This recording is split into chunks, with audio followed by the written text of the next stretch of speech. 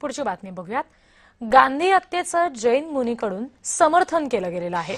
वादग्रस्त निलेश चंद्र बोललेले आहेत आणि त्यामुळे काँग्रेसनं यावरून संताप व्यक्त केलाय। गांधींना गोळी मारली नसती तर सगळे कलमा पडत असते, असं निलेश चंद्र जैन मुनी यांनी पुन्हा एकदा म्हटलंय। वादग्रस्त वक्तव्य केलंय।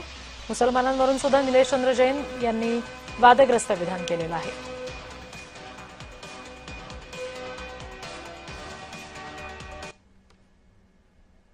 गांधी तेरा प्रेम सिर्फ चांद सितारों से था। गांधी तेरा प्रेम सिर्फ चांद सितारों में था, उसका फल हमने टुकड़ों में पाया। यदि गोडसे ने यदि छाती में गोली नहीं ठोकी होती तो पूरा हिंदू समाज आज कलमा पड़ला होता।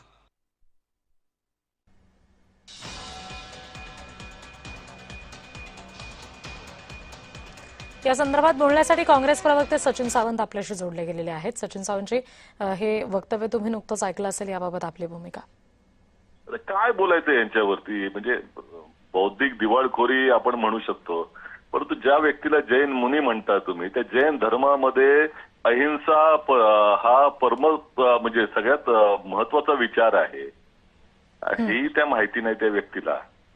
त्यामुळे ज्याला आपला धर्मच माहीत नाही तर त्याचे आता या अशा तऱ्हेचे जे काही पाजळलेले आहेत त्याच्यावरती आपण काय बोलणार?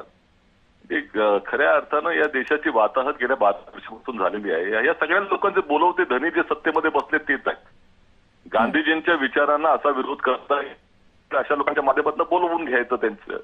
पण याने काय होणार आहे? सत्य सत्य असतं ना। जगामध्ये महात्मा गांधीजींचे सगळीकडे पुतळे आहेत। कुठला असा एक देश नसेल जिथे पुतळा नसेल गांधीजींचा। त्यामुळे ज्याला विश्व मानतं त्यांच्या विचारांना, ज्यांच्या आचारांना, त्यांना अशा लोकांच्या फुटकळ विचारांनी काय होणार आहे?